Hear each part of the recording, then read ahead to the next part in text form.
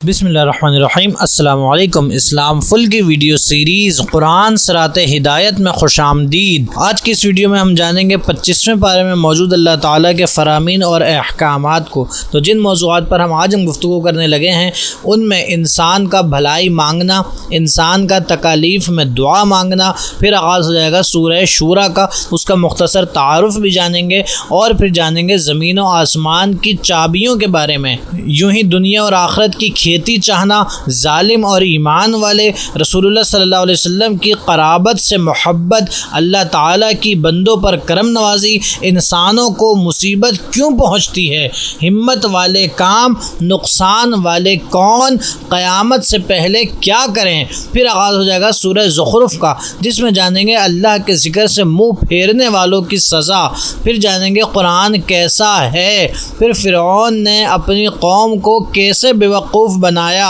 और जिगरी दोस्त क़यामत में किस तरह होंगे, और परहेज़गारों का जन्नत में क्या हाल होगा। इसी तरह शफ़ाअत किन के लिए है और किन के लिए नहीं। और फिर आगाज़ हो जाएगा सूरह दुखान का, उसका मुख्तसर तारुफ़ होगा और फिर उसमें जानेंगे फ़ैसले की रात। फिर आगाज़ हो जाएगा सूरह जासिया का, उसका मुख्तसर तारुफ़ भी होगा और उसमें जानेंगे बहतान बांधने वालों का अल्लाह ताला ने क्या इरशाद फरमाया है। इसी तरह कुरान की निशानियाँ और अहम टॉपिक नामे आमाल के बारे में। तो इन अजीम मौज़ूआत और इल्म के बेहतरीन ख़जाने और ट्रेजर ऑफ नॉलेज को जान लेते हैं हम आज की इस वीडियो में।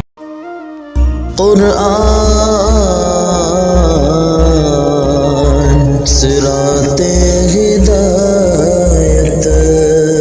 25वें बारे में जिस पहले मौजू का हमने इंतखाब किया है वो इंसान की ऐसी आदत है जो कि अक्सर हर इंसान में ही होती है, जिसका ज़िक्र अल्लाह ताला ने सूरह हामीम सजदा की आयत नंबर 49 में कुछ इस तरह से फरमाया है कि आदमी भलाई मांगने से नहीं उकताता और अगर उसे कोई बुराई पहुँचे तो बहुत नाउम्मीद और बड़ा मायूस हो जाता है। तो हमारे नाज़रीन देखा आपने, अल्लाह ताला ने एक ऐसी वस्फ़ का ज़िक्र फरमाया है जो कि अक्सर हर इंसान में पाया जाता है कि वो अल्लाह ताला से जब कुछ मांगता है तो नहीं उकताता, कि अपने घर बार के लिए भी मांग लेता है, मालो दौलत भी मांग लेता है और बाकी दीगर असबाब भी मांग लेता है, मगर अगर अल्लाह की तरफ से कोई आजमाइश पहुंच जाए, कोई तकलीफ़ और कोई समझें बुरी बात उसको पहुंचे तो उस पर इंतहाई मायूस और नाउम्मीद हो जाता है। हालांकि ये मोमिनों की अलामत नहीं है, बल्कि मोमिनों के लिए तो ये बात है कि अगर उन पर कोई आजमाइश पहुँचे तो भी उस पर सब्र करें और कोई नेमत पहुँचे तो उस पर शुक्र करें। और इसकी भी आला तरीन मिसाल ये है कि अगर इंसान पर कोई आजमाइश भी पहुँचे तब भी शुक्र करे और कोई नेमत पहुँचे तो तब भी शुक्र करे। और इसी तरह मज़ीद जो इंसान की आदत है, अल्लाह ताला ने उसका ज़िक्र एक आयत छोड़ के यानी सूरह हामीम सजदा की आयत नंबर 51 में इस तरह फरमाया है कि और जब हम आदमी पर एहसान करते हैं तो मुँह फेर लेता है और अपनी तरफ दूर हट जाता है, और जब उसे कोई तकलीफ़ पहुँचती है तो बड़ी लंबी चौड़ी दुआएँ मांगने वाला बन जाता है। तो हमारे नाज़रीन देखें आपने कि अगर हम अपने हालात को देखें, अपनी ज़िंदगियों को देखें तो वाकई ये चीज़ नज़र आती है कि अगर जब हमें कोई तकलीफ़, परेशानी, आजमाइश हो तो हम बड़ी दुआएं मांगते हैं कि अल्लाह हमारी परेशानी दूर कर दे, हमें सेहत दे दे, शिफा दे दे, और दीगर किसी भी मामले में परेशानी हो, मालो दौलत के मामले में हो, हर कोई बड़ा गिड़गिड़ा के दुआ करता है। मगर जब वो परेशानी दूर हो जाए, अल्लाह एहसान फरमा दे, तो फिर हमारी ये गफलत इंसान की देखी जाती है कि वो अल्लाह से दूर हो जाता है और बेपरवाह हो जाता है, फिर शुक्र अदा नहीं करता। हालांकि असल ईमान वाला तो वही है कि जो अल्लाह का हर हाल में शुक्र अदा करे। फिर मज़ीद आगे चलें तो आगाज़ हो जाता है सूरह शूरा का, जिसमें 5 रुकू और 53 यानी 53 आयात हैं और ये सूरत मक्किया है। शूरा नाम रखने का वजह यह है कि शूरा कहते हैं मशवरा करने को, और ये लफ्ज़ इस सूरत की आयत नंबर 38 में इस्तेमाल हुआ है, जिसमें मुसलमानों का ये वस्फ़ बयान किया गया है कि वह अपने कामों में बाहिमी मशवरे करते हैं। इस मुनासबत से इस सूरत का नाम सूरह शूरा रखा गया। और इस सूरह शूरा की आयत नंबर 12 पे देखा जाए तो अल्लाह तबारक व तआला ने तमाम ज़मीन व आसमान की कुंजियाँ यानी चाबियाँ अपने लिए फरमाते हुए इरशाद फरमाया कि आसमानों और ज़मीन की कुंजियाँ उसी के मिल्क हैं, वो जिसके लिए चाहता है रोज़ी वसी कर देता है और तंग फरमा देता है, बेशक वो सब कुछ खूब जानने वाला है। तो हमारे नाज़रीन देखा आपने कि अल्लाह ताला ने इस आयत में यानी सूरह शूरा की आयत नंबर 12 में ज़मीन व आसमान की हर कुंजी, हर चाबी को अपने लिए इरशाद فرمایا ہے۔ اب جب زمین و آسمان کی ہر کنجی اللہ کے لیے ہے تو ظاہر سی بات ہے اللہ جسے چاہے زمین و آسمان کی ہر کنجی دے بھی سکتا ہے اور اس کا مالک بھی بنا سکتا ہے۔ تو اس حوالے سے صحیح بخاری کی حدیث نمبر 1344، اسی طرح 2977، اسی طرح 3594 اور اسی طرح 4085 اور اس طرح مزید روایات بھی موجود ہیں کہ جس میں حضور اکرم صلی اللہ علیہ وسلم نے فرمایا انی واللہ اعطیت مفاتح خزائن الارض او مفاتح الارض، یعنی رسول اللہ صلی اللہ علیہ وسلم نے فرمایا کہ بے شک اللہ نے مجھے زمین کے تمام خزانوں کی کنجیاں یعنی چابیاں عطا فرمائی ہیں۔ آپ ذرا ان الفاظ پہ غور کریں، صحیح بخاری کی حدیث حضور نے فرمایا اعطیت مفاتح خزائن الارض کہ زمین کے ہر خزانے کی ہر کنجی اللہ نے حضور کو عطا فرمائی ہے۔ یہاں پہ دو لفظ آئے ہیں، ایک مفاتیح یہ مفتاح کی جمع ہے اور اسی طرح خزائن یہ خزانہ کی جمع ہے، تو جہاں پر یہ دو جمع ہو جائیں تو یہ جمع الجموع بن جاتا ہے، یعنی زمین کا ہر خزانہ اور اس کی ہر چابی اللہ نے اپنے رسول کو عطا فرمائی ہے۔ تو ہمارے ناظرین دیکھا آپ نے کہ اللہ نے فرمایا کہ آسمان و زمین کی ہر چابی کا مالک اللہ ہے، اور صحیح بخاری کی حدیث ہے کہ حضور نے فرمایا کہ اللہ نے مجھے زمین کے ہر خزانے کی ہر کنجی عطا فرمائی ہے۔ پھر آیت پہ اگر آئیں واپس تو اللہ فرماتا ہے کہ اللہ جس کے لیے چاہتا ہے روزی وسیع کر دیتا ہے اور جس کے لیے چاہتا ہے تنگ فرما دیتا ہے۔ کیونکہ اللہ کے پاس دونوں عالم کی چابیاں موجود ہیں۔ اب جب اللہ نے وہ چابیاں اپنے رسول کو عطا فرمائی ہیں تو اب اللہ کی عطا سے اللہ کے حبیب بھی جس کے لیے چاہیں رزق وسیع کر سکتے ہیں اور جس کے لیے چاہیں رزق تنگ کر سکتے ہیں، کیونکہ اللہ نے یہ اختیار یہ کنجیاں اپنے رسول کو عطا فرمائی ہیں۔ اور یہ صحیح بخاری کی بالکل درست اور صحیح حدیث ہے اور یہ صحیح مسلم میں بھی ہے، تو یہ متفق علیہ حدیث یعنی حدیثوں کی سب سے اعلیٰ قسم کی حدیث ہے کہ اللہ نے زمین کے ہر خزانے کی چابی اپنے حبیب کو عطا فرمائی ہے۔ مزید آگے چلیں تو اللہ تبارک و تعالیٰ نے بندے کی تمنا اور طلب کے حوالے سے ارشاد فرمایا ہے سورہ شورى کی آیت نمبر 20 میں کہ جو آخرت کی کھیتی چاہتا ہے تو ہم اس کے لیے اس کی کھیتی میں اضافہ کر دیتے ہیں، اور جو دنیا کی کھیتی چاہتا ہے تو ہم اسے اس میں سے کچھ دے دیتے ہیں اور آخرت میں اس کا کوئی حصہ نہیں۔ تو ہمارے ناظرین دیکھا آپ نے کہ ہمیں اللہ سے آخرت کی بھلائی اور اس کی کھیتی کا اور دنیا دونوں کا سوال کرنا چاہیے۔ ایسا نہ ہو کہ فقط دنیا میں لگے رہیں اور آخرت کو فراموش کر دیں۔ اگر ایسا ہوا کہ صرف دنیا کی طلب رہی اور آخرت سے بے پرواہ ہو گئے تو اللہ نے فرمایا کہ ہم اسے دنیا کا کچھ تو دے دیں گے مگر پھر آخرت میں کوئی حصہ نہیں ہوگا۔ مزید آگے چلیں تو سورہ شورى کی آیت نمبر 22 میں اللہ تعالیٰ نے ایمان والوں اور ظالموں کے احوال کا ذکر کرتے ہوئے ارشاد فرمایا کہ تم ظالموں کو دیکھو گے کہ اپنے کمائے ہوئے اعمال سے ڈر رہے ہوں گے اور ان کی کمائیاں ان پر پڑ کر رہیں گی، اور ایمان والے اور اچھے اعمال کرنے والے جنتوں کے پھولوں سے بھرے ہوئے باغوں میں ہوں گے اور ان کے لیے ان کے رب کے پاس وہ چیزیں ہوں گی جو وہ چاہیں گے، یہی بڑا فضل ہے۔ تو ہمارے ناظرین دیکھا آپ نے کہ جو ظالم ہوتے ہیں ظلم کرتے ہیں، اللہ فرماتا ہے کہ بروز قیامت وہ اپنے اعمالوں سے ڈر رہے ہوں گے مگر ان پر ان کے اعمال ضرور پڑیں گے، یعنی ان کو حساب اور عذاب بھگتنا پڑے گا۔ اور جو ایمان والے اللہ کا خوف رکھنے والے اچھے اعمال کرنے والے ہوں گے ان کو جنتوں میں پھولوں سے بھرے ہوئے باغات نصیب کیے جائیں گے اور وہاں جو کچھ وہ چاہیں گے اللہ ان کے لیے ویسا کر دے گا، کیونکہ وہاں اللہ ان پر بڑا فضل فرمائے گا۔ تو ہمارے ناظرین ہمیں بھی چاہیے کہ ہم ہرگز کوئی ظلم نہ کریں، کسی پر کوئی زیادتی نہ کریں، ہرگز برے کام نہ کریں، اپنے اعمال کو اپنے افعال کو اتنا اجلا اور اتنا ستھرا کریں کہ بروز قیامت جب ان کا بدلہ دیا جائے تو ان کا اچھا ہی صلہ اور بدلہ دیا جائے۔ اور اسی کی اگلی آیت دیکھیں تو بڑی عظیم آیت حضور اکرم صلی اللہ علیہ وسلم کے قرابت داروں کے حوالے سے اللہ تعالیٰ نے ارشاد فرمایا قل لا اسألکم علیہ اجرا الا المودۃ فی القربى، یعنی اے حبیب مکرم صلی اللہ علیہ وسلم آپ فرما دیں کہ میں نے تم پر جو دین کی تبلیغ کی ہے اس پر کوئی معاوضہ نہیں مانگتا مگر میری قرابت داروں کی محبت، تو ہمارے ناظرین اب ذرا اس آیت پہ غور کریں تو کتنی عظیم بات ہے کہ اللہ تعالیٰ کے حبیب مکرم صلی اللہ علیہ وسلم نے لوگوں کو جو تبلیغ دین فرمائی، کفر سے نکال کر ایمان عطا فرما دیا، شرک سے نکال کر توحید عطا فرما دی، جہالت سے نکال کر علم عطا فرما دیا، گمراہی سے نکال کر قرآن اور نور ہدایت عطا فرما دیا۔ جو کچھ حضور نے امت کو عطا فرمایا اس سب پر حضور کہتے ہیں کہ میں تم سے کوئی اجر، کوئی معاوضہ نہیں مانگتا، اگر تم چاہتے ہی ہو کچھ کرنا تو تمہاری بہتری اسی میں ہے کہ میری قرابت داروں سے محبت اور مودت رکھو۔ اور اگر اس آیت کی دیگر تفاسیر پڑھیں اور ان کا مطالعہ کریں تو پتہ چلتا ہے کہ اس میں حضور اکرم صلی اللہ علیہ وسلم کی جو قرابت دار ہیں ان سے صحابہ کرام بھی مراد ہیں، حضور کے ازواج مطہرات بھی مراد ہیں، حضور کے اہل بیت اطہار بھی مراد ہیں، کیونکہ یہاں پہ لفظ استعمال ہوا ہے قرابت داروں کا، اور قرابت میں دیکھا جائے تو صحابہ کرام کی زندگیاں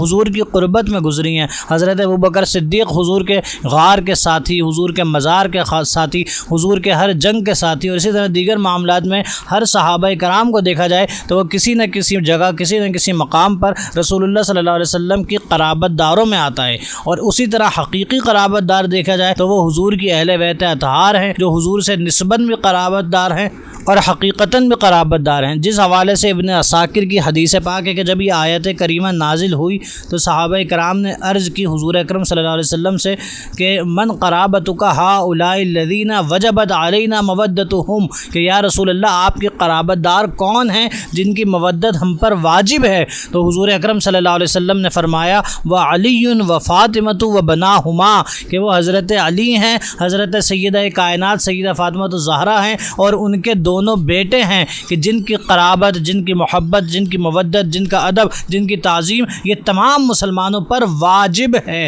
اور قرآن میں اللہ کا حکم ہے۔ اور مزید آگے چلیں تو اسی سورہ شورى کی آیت نمبر 25 میں اللہ تعالیٰ کی بندوں پر کرم نوازی کا اللہ نے ذکر فرمایا ہے اس طرح سے کہ اللہ تعالیٰ فرماتا ہے وَهُوَ الَّذِي يَقْبَلُ التَّوْبَةَ عَنْ عِبَادِهِ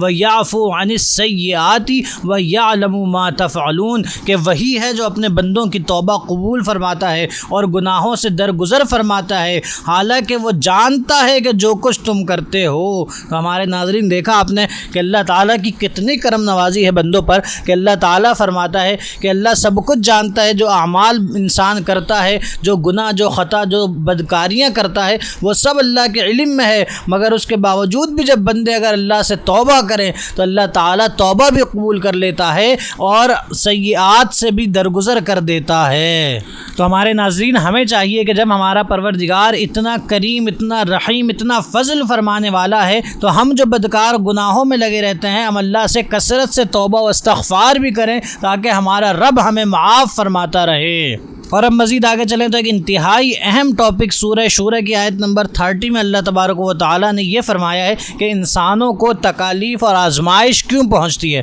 تو انتہائی اہم ٹاپک ہے جس کے حوالے سے اللہ تعالیٰ نے فرمایا وَمَا أَصَابَكُم مِّن مُّصِيبَةٍ فَبِمَا كَسَبَتْ أَيْدِيَكُمْ وَيَعْفُو عَن كَثِيرٍ، یعنی اللہ تعالیٰ فرماتا ہے اور تمہیں جو مصیبت پہنچتی ہے وہ تمہارے اپنے ہاتھوں کے کیے ہوئے اعمال کی وجہ سے ہے، اور بہت کچھ تو وہ ہے جو اللہ معاف فرما دیتا ہے۔ تو ہمارے ناظرین دیکھا آپ نے کہ اللہ تعالیٰ فرما رہا ہے کہ جو انسانوں کو تکالیف، آزمائش اور پریشانیاں پہنچتی ہیں کہ کبھی اس کے کاروبار کا کوئی مسئلہ ہے، کبھی مال کی آزمائش ہے، کبھی جان کی آزمائش ہے، کبھی صحت و طبیعت کی آزمائش ہے، اسی طرح کبھی اہل و عیال کی آزمائش ہے، جو بھی آزمائش انسان کو پہنچتی ہے تو وہ یہ ایسا نہیں کہ معاذ اللہ اس پر کوئی ظلم کرتا ہے، بلکہ یہ تمام آزمائشیں انسانوں کے اپنے کرتوت اور اپنے اعمالوں کی وجہ سے ہوتے ہیں۔ مگر اللہ کتنا کریم ہے کہ اللہ فرماتا ہے کہ اللہ تو کثرت سے معاف کر دیتا ہے جو انسان کے برے اعمال ہوتے ہیں، مگر کچھ اعمال ایسے ہوتے ہیں کہ جن کی شامت انسان کے اعمال کی وجہ سے آ جاتی ہے۔ تو اللہ سے ہمیشہ پناہ مانگنی چاہیے، نیک اعمال کرنے چاہیے اور اللہ سے خیر کا سوال کرنا چاہیے کہ اللہ تعالی ہمیں ہر قسم کی مصیبت اور آزمائش سے بچا کر اپنی رحمتوں کے سائے میں رکھے اور اپنا فضل ہم پر جاری رکھے۔ اور مزید آگے چلیں تو سورہ شورى کی آیت نمبر 43 میں اللہ تعالیٰ نے ہمت والے کام کا تذکرہ فرماتے ہوئے لوگوں کو یہ بتایا ہے کہ اگر کوئی ہمت والا بننا چاہتا ہے یا یہ دیکھنا چاہتا ہے کہ اس میں کتنی ہمت ہے تو اللہ تعالیٰ نے اس کا عمل بتا دیا ہے کہ اگر وہ اس عمل پر عمل کرے گا تو وہ ہمت والا ہو جائے گا۔ چنانچہ سورہ شورى کی آیت نمبر 43 میں اللہ تعالیٰ فرماتا ہے اور بے شک جس نے صبر کیا اور معاف کر دیا تو ضرور یہ ہمت والے کاموں میں سے ہے۔ تو ہمارے ناظرین دیکھا آپ نے کہ اگر انسان کو کوئی اس کے خلاف بات پہنچے یا کوئی تکلیف پہنچائے، کوئی درد دے اس کو، کوئی پریشانی میں مبتلا کرے، تو اکثر یہ دیکھا جاتا ہے کہ انسان صبر نہیں کرتا، بدلہ لیتا ہے، آزمائش پر بے قابو ہو جاتا ہے، اپنے آپ کو، نفس کو اپنے غلط اعمال میں ڈال دیتا ہے اور صبر نہیں کرتا۔ حالانکہ اللہ نے تو فرمایا ہے کہ جو صبر کرے اور درگزر کر دے، معاف کر دے، یہ بڑے عزم والے یعنی ہمت والے کاموں میں سے ہے۔ تو ہمیں چاہیے کہ اگر کوئی غلط کام بھی کر دے، کسی سے غلطی بھی ہو جائے، تو اللہ کی اس حکم پر عمل کرتے ہوئے ہم ہمت والے بنیں اور معاف کر دیں۔ اور اس بات کو اگر مزید کھول کے سمجھیں تو اس طرح بھی دیکھا گیا ہے کہ اکثر رشتہ داریوں میں کوئی کسی سے غلط کام ہو جاتا ہے تو لوگ قطع تعلق کر دیتے ہیں، ایک دوسرے سے رشتے توڑ دیتے ہیں، پھر چاہے سامنے والا کوئی معافیاں بھی مانگتا رہے مگر لوگ اس کو ایکسیپٹ نہیں کرتے اور ضد پر ہی اڑے رہتے ہیں کہ نہیں اس نے اتنا غلط کام کرا کیوں ہے۔ حالانکہ اللہ نے فرمایا ہے کہ عزم والا، ہمت والا تو وہ ہے جو معاف کر دے۔ تو ہمیں چاہیے کہ رشتہ داریوں کو بھی اگر کسی سے غلطی ہو گئی ہے تو اس کو معاف کر دیں، کہ رشتہ داری جوڑنے کا حکم تو اللہ نے دیا ہے۔ اور مزید آگے چلیں تو سورہ شورى کی آیت نمبر 45 میں نقصان والوں کا ذکر اللہ تعالیٰ نے کچھ اس طرح فرمایا ہے کہ تم انہیں دیکھو گے کہ انہیں اس حال میں آگ پر پیش کیا جائے گا کہ ذلت کے مارے جھکے ہوئے ہوں گے، چھپی ہوئی نظروں سے دیکھ رہے ہوں گے، اور ایمان والے کہیں گے بے شک نقصان والے وہی ہیں جنہوں نے اپنی جانوں کو اور اپنے گھر والوں کو قیامت کے دن نقصان میں ڈالا، خبردار بے شک ظالم ہمیشہ کے عذاب میں رہیں گے۔ تو ہمارے ناظرین دیکھا آپ نے اللہ تعالیٰ نے اس میں خود کے نقصان اور خاندان یعنی گھر والوں کے بھی نقصان میں ڈالنے کا ذکر فرمایا ہے۔ یعنی جو لوگ گھر والے ہیں، جن کی فیملیز ہیں، ان کو چاہیے کہ وہ خود کو بھی جہنم کی آگ سے بچائیں اور اپنے گھر والوں کو بھی بچائیں، جس کا ذکر خود اللہ نے قرآن میں فرمایا ہے کہ یا ایھا الذین آمنوا قوا انفسکم واہلیکم نارا، کہ خود کو اور اپنے اہل خانہ کو جہنم کی آگ سے بچاؤ، کیونکہ خدا نخواستہ اگر جہنم کی آگ میں چلے گئے تو پھر ایمان والے کہیں گے یہی نقصان والے ہیں کہ جو خود بھی جہنم میں گئے اور اپنے گھر والوں کو بھی جہنم میں لے گئے۔ تو اللہ سے دعا ہے اللہ کریم ہمیں بھی ہمیشگی کی جہنم کی آگ سے بچائے اور گھر والوں کو بھی بچائے، اور کبھی ایک لمحے کے کروڑویں حصے کے لیے بھی ہمیں جہنم پر پیش نہ کرے۔ اور اسی سورہ شورى کی آیت نمبر 47 میں دیکھیں اللہ تعالیٰ نے فرمایا کہ قیامت کے آنے سے پہلے ہم کو کیا کرنا چاہیے۔ چنانچہ اللہ تعالیٰ فرماتا ہے اس دن کے آنے سے پہلے اپنے رب کا حکم مان لو جو اللہ کی طرف سے ٹلنے والا نہیں، اس دن تمہارے لیے کوئی پناہ نہ ہوگی اور نہ تمہارے لیے انکار کرنا ممکن ہوگا۔ تو دیکھا ہمارے ناظرین اللہ تعالیٰ کتنے پیار سے اپنے بندوں کو سمجھا رہا ہے کہ وہ قیامت کا دن آنے سے پہلے اللہ کا حکم مان لو کہ قیامت کا دن ٹلنا نہیں ہے، اس دن کوئی پناہ بھی نہیں ہوگی اور کوئی انکار بھی نہیں کر سکے گا۔ پناہ تو صرف ایمان والوں کے لیے ہوگی کہ جو اللہ کے عرش کے سائے میں ہوں گے، حضور کے لواء الحمد کے سائے میں ہوں گے، حضور کی شفاعت سے بخشے جائیں گے، مگر اس کے علاوہ پھر کوئی ذریعہ نہیں ہوگا کہ اگر کوئی معاذ اللہ کی فرما برداری نہ کرے، اطاعت نہ کرے اور پھر اللہ کے علاوہ کوئی ذریعہ سوچے تو ایسا ممکن نہیں ہے کہ کوئی ذریعہ، کوئی بچنے کا راستہ ہو۔ تو جب پتہ ہے کہ اس زمانے میں، اس وقت میں بچنا اللہ ہی کے فضل و کرم سے ہے، تو آج اللہ فرماتا ہے کہ اللہ کا حکم مان لو کہ بعد میں پچھتانا نہ پڑے۔ پھر مزید آگے چلیں تو آغاز ہو جاتا ہے سورہ زخرف کا، جو کہ مکیہ صورت ہے، جس میں 7 رکوع اور 89 یعنی 89 آیات ہیں۔ زخرف کا معنی ہے سونا، نیز کسی چیز کے حسن کا کمال بھی زخرف کہلاتا ہے۔ اس صورت کی آیت نمبر 35 میں کلمہ و زخرفن ذکر ہوا ہے، اس مناسبت سے اس صورت کا نام سورہ زخرف رکھا گیا ہے۔ اور اسی سورہ زخرف کی آیت نمبر 36 اور 37 میں اللہ تعالیٰ کے ذکر سے منہ پھیرنے والوں کا ذکر کرتے ہوئے اللہ تعالیٰ نے ارشاد فرمایا ہے کہ اور جو رحمان کے ذکر سے منہ پھیرے تو ہم اس پر ایک شیطان مقرر کر دیتے ہیں جو اس کا ساتھی رہتا ہے، اور وہ شیاطین ان کو راستے سے روکتے ہیں اور وہ یہ سمجھتے ہیں کہ وہ ہدایت یافتہ ہیں۔ تو ہمارے ناظرین دیکھا آپ نے کہ اگر کوئی اللہ کے ذکر سے غافل ہو جائے تو پھر اللہ اس کو شیطان کے حوالے کر دیتا ہے، اور شیطان اس کو یہی ذہن میں خیال لاتا رہتا ہے کہ وہ ہدایت یافتہ ہے، حالانکہ اللہ اسے گمراہ کر چکا ہوتا ہے۔ تو ہمارے ناظرین دیکھا آپ نے کہ اللہ کے ذکر سے غافل ہونے کی یہ کتنی بڑی سزا ہے کہ اللہ اسے راہ راست سے ہی بھٹکا دیتا ہے۔ تو ہمیں چاہیے کہ ہم اللہ کے ذکر میں ہر وقت مشغول رہیں اور اپنی ذات کو ایسا بنا لیں کہ ہماری ذات سراپا ذکر اللہ نظر آئے، جیسا کہ حضور اکرم صلی اللہ علیہ وسلم کی حدیث پاک ہے۔ حضور اکرم صلی اللہ علیہ وسلم نے اولیاء اللہ کے بارے میں فرمایا ہے کہ اولیاء اللہ کی ذاتیں ایسی ہیں کہ اذا رؤوا ذکر اللہ، کہ ان کو دیکھا جائے تو اللہ یاد آ جاتا ہے، کہ وہ سر تا پا اللہ کے ذکر کے کامل نمونے ہوتے ہیں۔ کیسے کہ وہ اللہ کے ہر حکم کی پیروی کرتے ہیں اور ہر حکم مانتے ہیں۔ تو ہمیں بھی چاہیے کہ اللہ تعالیٰ کے ایسے ہر حکم کو مانیں اور ایسی پیروی کریں کہ ہم بھی اللہ تعالیٰ کے ذکر والے ہو جائیں، کیونکہ خدا نخواستہ ذکر سے ہٹ گئے تو پھر شیطان والے اللہ بنا دیتا ہے۔ تو اللہ سے دعا ہے اللہ کریم ہمیں ہمیشہ رحمان والا رکھے اور شیطان والا کبھی نہ رکھے۔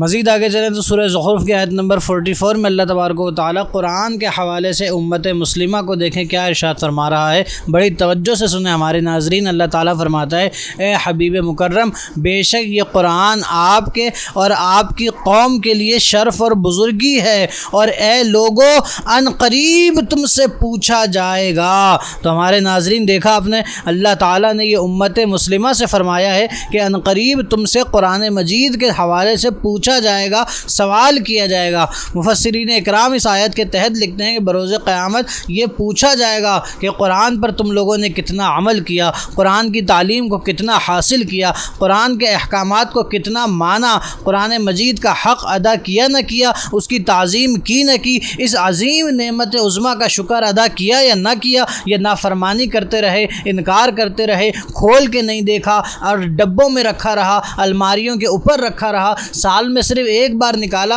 اور پڑھ کر سمجھا نہیں، سمجھنے کی کوشش نہیں کی۔ یہ سارے سوال مفسرین کرام نے اپنی تفاسیر میں لکھے ہیں کہ بروز قیامت اللہ امت مسلمہ سے پوچھے گا کہ قرآن مجید کا تم نے حق ادا کیا یا قرآن مجید کو معاذ اللہ بھول گئے یا بھلا دیا یا اس پر عمل نہیں کیا۔ تو ہمارے ناظرین ہمیں چاہیے کہ قرآن مجید کو مضبوطی سے تھامے رکھیں، اور یہ جو قرآن سیریز ہے قرآن صراط ہدایت، یہ اسی لیے ہم نے بنائی ہے کہ قرآن مجید سے امت کا تعلق جوڑا جائے اور امت یہ جان جائے کہ اللہ نے قرآن مجید میں امت کو کیا کیا احکامات بیان فرمائے ہیں اور کیا کیا ارشادات کیے ہیں کہ امت کن کن باتوں پر عمل کرے اور کن برائیوں سے بچ جائے، اللہ اپنے بندوں سے کیا فرمانا چاہ رہا ہے یہ امت جان جائے۔ اسی لیے یہ سیریز ہے قرآن صراط ہدایت۔ تو ہمارے ناظرین قرآن کا حق ادا کریں، قرآن کو جانیں، قرآن کو سمجھیں، اس پر عمل کریں کہ اس کے حوالے سے بھی بروز قیامت سوال کیا جائے گا۔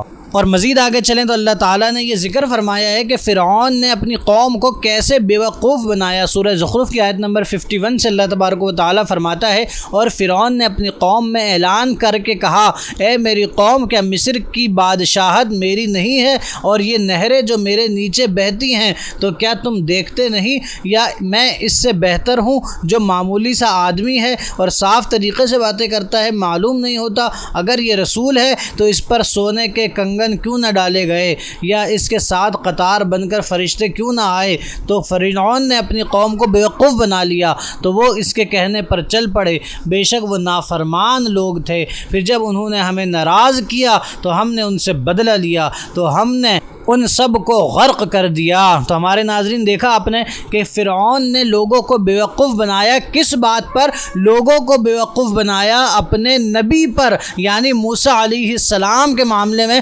لوگوں کو بیوقوف بنا کے موسیٰ علیہ السلام سے بہکا دیا۔ پھر اللہ نے فرمایا کہ ان لوگوں نے ہمیں ناراض کیا، یعنی اللہ کی ناراضگی ہے نبیوں کی خلاف ورزی میں، اللہ کی ناراضگی ہے نبیوں کے خلاف جانے میں، اللہ کی ناراضگی ہے نبیوں کی عظمتوں کا انکار کرنے میں۔ تو جب فرعون کی قوم نے ایسا کیا تو اللہ تعالیٰ نے ان سب کو غرق کر دیا، تباہ و برباد کر دیا۔ تو ہمارے ناظرین اپنے ایمانوں پر غور کریں کہ آج بھی ماحول میں اس طرح کے لوگ پائے جاتے ہیں جو کہ فرعونی عمل کر کے آج امت محمدیہ کو حضور اکرم صلی اللہ علیہ وسلم کی عظمتوں کا انکار کر کر کے معاذ اللہ حضور کی عظمت دلوں سے نکالنا چاہتے ہیں۔ تو ایسے مردودوں سے اپنا ایمان بچائیں کہ وہ تو خود غرق ہوں گے ہی، مگر ایسا نہ ہو آپ کو بھی ساتھ لے کے غرق ہو جائیں۔ آپ ہمیشہ ایمان والوں کے ساتھ رہیں، قرآن کے ساتھ رہیں، کہ جہاں قرآن میں اللہ اپنے نبیوں کی عظمتیں اور رفعتیں بیان کرتا ہے اور کوئی حضور کی عظمتوں کا انکار کرے تو ایسا مردود اور ملعون شخص قرآن کے حکم کے خلاف ہے، اللہ کے ارشادات کے خلاف ہے۔ اور مزید آگے چلیں تو اسی سورہ زخرف کی آیت نمبر 67 میں اللہ تعالیٰ نے دوستوں کے حوالے سے ارشاد فرمایا کہ ہم اگر ماحول میں دیکھیں تو آج کل دوستی کو بڑی اہمیت دی جاتی ہے اور کہا جاتا ہے، کسی کو بیسٹ فرینڈ کہہ دیا جاتا ہے، کسی کو اپنا جگری دوست کہہ دیا جاتا ہے، کسی کو اپنی جان کا یار کہہ دیا جاتا ہے۔ کچھ بھی اس طرح سے کہا جائے تو دیکھیں اللہ تعالیٰ نے کیا فرمایا۔ اللہ تعالیٰ فرماتا ہے کہ بروز قیامت گہرے دوست ایک دوسرے کے دشمن ہو جائیں گے سوائے پرہیزگاروں کے۔ تو ہمارے ناظرین دیکھا آپ نے کہ جو دنیاوی مقصد کے لیے جتنی بھی دوستیاں ہیں یہ صرف دنیا تک چلیں گی، بروز قیامت یہ سب ایک دوسرے کے دشمن ہو جائیں گے، یہ اللہ نے قرآن میں فرمایا ہے۔ مگر آگے اگر آپ نے واقعی کسی کو دوست بنانا ہے تو اللہ تعالیٰ دیکھیں کیا فرماتا ہے۔ اللہ فرماتا ہے الا المتقین، کہ سوائے متقین کے، کہ متقین ایک دوسرے کے دشمن نہیں ہوں گے بلکہ وہ قیامت میں بھی ایک دوسرے کے دوست اور ساتھی رہیں گے۔ اور اسی طرح جس طرح یہاں پہ اللہ تعالیٰ نے پرہیزگاروں کی دوستی کا ذکر فرمایا ہے، آگے اللہ تعالیٰ پرہیزگاروں کا جنت میں حال ارشاد فرماتا ہے کہ جنت میں ان کا کیا کیفیات ہوں گی۔ چنانچہ اس حوالے سے اللہ تعالیٰ فرماتا ہے کہ ان سے کہا جائے گا، اے میرے بندو آج نہ تم پر خوف ہے نہ تم غمگین ہوگے، وہ جو ہماری آیتوں پر ایمان لائے اور فرما بردار تھے، تم اور تمہاری بیویاں جنت میں داخل ہو جاؤ اور تمہیں خوش کیا جائے گا، ان پر سونے کی تھالیوں اور جاموں کے دور ہوں گے، اور جنت میں وہ تمام چیزیں ہوں گی جن کی ان کے دل خواہش کریں گے اور جن کی آنکھوں کو لذت ملے گی، اور تم اس میں ہمیشہ رہو گے، اور یہی جنت ہے جس کا تمہارے اعمال کے صدقے تمہیں وارث بنایا گیا۔ تو ہمارے ناظرین دیکھا آپ نے کہ اللہ تعالیٰ نے کتنا عظیم صلہ اور اجر بیان فرمایا ہے ان لوگوں کا کہ جو ایمان والے ہوئے، متقین ہوئے، اللہ سے ڈرتے رہے، تو انہیں پھر جنتوں میں ایسے عظیم مقامات عطا فرمائے گا اللہ تعالیٰ کہ جہاں وہ جو چاہیں گے اللہ تعالیٰ ویسا کر دے گا۔ مزید آگے چلیں تو اللہ تعالیٰ نے شفاعت کے اختیار کے حوالے سے سورہ زخرف کی آیت نمبر 86 میں ارشاد فرمایا کہ اور کفار جن کو اللہ کے سوا پوجتے ہیں وہ شفاعت کا اختیار نہیں رکھتے، ہاں شفاعت کا اختیار انہیں ہے جو حق کی گواہی دیں اور علم رکھیں۔ ہمارے ناظرین دیکھا آپ نے کہ اللہ تعالیٰ نے شفاعت کا اختیار ان لوگوں کے لیے رکھا ہے کہ جو حق کی گواہی دیں اور علم رکھیں، یعنی علماء ہوں یا دیگر اولیاء اللہ ہوں، ان سب کو بروز قیامت شفاعت کا اختیار بھی ملے گا اور وہ اپنے متعلقین کی شفاعت کر کے انہیں بخشوائیں گے بھی۔ پھر اس کے آگے آغاز ہو جاتا ہے سورہ دخان کا، جو کہ مکیہ سورت ہے جس کے 3 رکوع اور 59 آیات ہیں۔ دخان عربی میں بولتے ہیں دھوئیں کو۔ چونکہ اس سورت کی آیت نمبر 10 میں اللہ تبارک و تعالی نے اسی دھوئیں کا ذکر فرمایا ہے، اس لیے اس سورت کو سورہ دخان کہا جاتا ہے۔ اور اس سورہ دخان کے آغاز میں ہی اللہ تعالی نے فیصلے کی رات کا ذکر کرتے ہوئے ارشاد فرمایا کہ اس روشن کتاب کی قسم، بے شک ہم نے اسے برکت والی رات میں اتارا، بے شک ہم ڈر سنانے والے ہیں۔ پھر اللہ تعالی نے فرمایا اس رات میں ہر حکمت والا کام بانٹ دیا جاتا ہے ہمارے پاس کے حکم سے، بے شک ہم ہی بھیجنے والے ہیں۔ تو جو اس آیت میں فیصلے کی رات کا ذکر کیا گیا ہے کہ اللہ تعالیٰ ہر حکمت والا کام اس رات میں اتار دیتا ہے، مفسرین اکرام اس حوالے سے لکھتے ہیں کہ اس سے مراد شب براءت ہے، یعنی شعبان کی 15ویں رات۔ اس سے مزید آگے چلیں تو پھر آغاز ہو جاتا ہے سورہ جاثیہ کا، جو کہ مکیہ سورت ہے جس کے 4 رکوع اور 37 یعنی 37 آیت ہیں۔ اس کا نام جاثیہ رکھنے کا وجہ یہ ہے کہ جاثیہ بولتے ہیں زانوں کے بل گرا ہوا ہونے کو، اور اس سورت کی آیت نمبر 28 میں بیان کیا گیا ہے کہ قیامت کی ہولناکیوں کی شدت سے ہر امت زانوؤں کے بل گری ہوئی ہوگی، اس مناسبت سے اس سورت کا نام سورہ جاثیہ رکھا گیا۔ اور اس سورہ جاثیہ کی آیت نمبر 7 میں اللہ تعالیٰ نے بہتان باندھنے والوں کے لیے وعید کا ذکر فرمایا ہے کہ ہر بڑے بہتان باندھنے والے گناہگار کے لیے خرابی ہے جو اللہ کی آیتوں کو سنتا ہے اور اس کے سامنے پڑھی جاتی ہیں، پھر تکبر کرتے ہوئے ضد پر ڈٹ جاتا ہے گویا اس نے ان آیتوں کو سنا ہی نہیں، تو ایسے کو دردناک عذاب کی وعید سنا دو۔ تو ہمارے ناظرین دیکھا آپ نے کہ جو کسی پر بہتان باندھے اللہ تعالیٰ نے اسے گناہگار کہا ہے، اور یہ بھی فرمایا ہے کہ اس کے لیے خرابی ہے، یعنی معاذ اللہ اس کے لیے جہنم کا دردناک عذاب ہے جو کسی پر بہتان باندھے۔ تو ایسے برے اعمال سے ہمارے ناظرین اپنے آپ کو بچائیں، اور جو قرآن مجید میں اللہ تعالیٰ کے احکامات ہیں، اللہ تعالیٰ کی آیات ہیں، اللہ تعالیٰ فرماتا ہے کہ جب پڑھی جاتی ہیں تو سن کر انسنا کر دیتے ہیں، یعنی ایسا کہ انہوں نے سنا ہی نہ ہو، تو ایسے لوگوں کو بھی اللہ تعالیٰ نے کہا ہے کہ دردناک عذاب کی خبر سنا دو۔ تو معاذ اللہ اگر جو اللہ کی آیات سن کے انکار کرتے ہیں یا اہمیت نہیں دیتے تو اتنی سخت وعید اللہ تعالیٰ نے ان لوگوں کے لیے ارشاد فرمائی ہے۔ تو اللہ سے دعا اللہ کریم ہمیں اس طرح کی ہر وعید سے اپنی حفظ و امان میں رکھے اور قرآن کی ہر آیات کی قدر کرنے والا بنائے۔ اور مزید آگے چلیں تو اسی سورہ جاثیہ کی آیت نمبر 28 اور 29 میں اللہ تعالیٰ نے ارشاد فرمایا، اور تم ہر گروہ کو زانوؤں کے بل گرے ہوئے دیکھو گے، ہر گروہ اپنے نامہ اعمال کی طرف بلایا جائے گا اور کہا جائے گا کہ آج تمہیں تمہارے اعمال کا بدلہ دیا جائے گا، یہ ہمارا لکھا ہوا ہے جو تم پر حق اور سچ بولتا ہے، بے شک ہم لکھتے رہے تھے جو تم کیا کرتے تھے۔ تو ہمارے ناظرین دیکھا آپ نے کہ اللہ تبارک و تعالیٰ نے فرمایا کہ بروز قیامت ہر ایک کو اس کا نامہ اعمال دکھایا جائے گا اور اسی کے مطابق اس کو بدلہ بھی دیا جائے گا کہ وہ زندگی بھر جو جو اعمال جیسے جیسے افعال کرتا رہا وہ سب کچھ اس نامہ اعمال میں لکھا ہوگا۔ تو ہمیں چاہیے کہ ہم ایسے عمل کریں کہ جب ہمارا نامہ اعمال ہمارے سامنے آئے تو ہمیں شرمندگی نہ ہو بلکہ اللہ کی طرف سے خیر کی امید اور توقع ہو۔ اللہ سے دعا ہے اللہ کریم ہمارے نامہ اعمال سے ہماری خطاؤں کو مٹا کر اپنا فضل اور اپنا کرم لکھ دے اور بروز قیامت بھی ہمارے لیے خیر ہی رکھے۔ السلام علیکم ورحمۃ اللہ۔